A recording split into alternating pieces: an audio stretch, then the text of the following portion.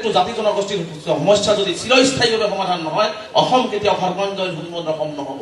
গতিকে প্ৰত্যেকটো জাতি জনগোষ্ঠী কেৱল ধৰ্মীয় সংখ্যালঘু বুলি নহয়, ভাষিক সংখ্যালঘু বুলি নহয়, আদিবাসী বুলি নহয়, বড়ো ভাইসকল বুলি নহয়, প্ৰত্যেকটো জাতি জনগোষ্ঠীৰ মূল সমস্যাখিনি, জ্বলন্ত সমস্যাখিনি যেতিয়াই সমাধান কৰিব, যেতিয়াই সমাধান হ'ব, তেতিয়াই আমাৰ এখন সুন্দৰ এখন অসম আমি দেখিবলৈ পাম।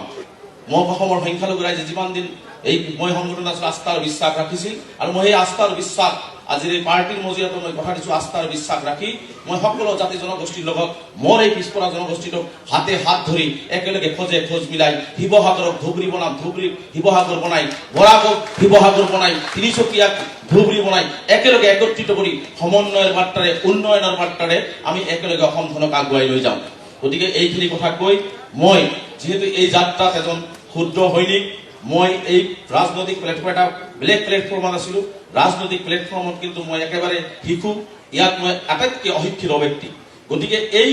যাত্ৰাটোত মই ভাবোঁ যে পাৰ্টিৰ সভাপতি ডাঙৰীয়া আছে, বিধায়কসকল আছে, পাৰ্টিৰ জ্যেষ্ঠসকল আছে।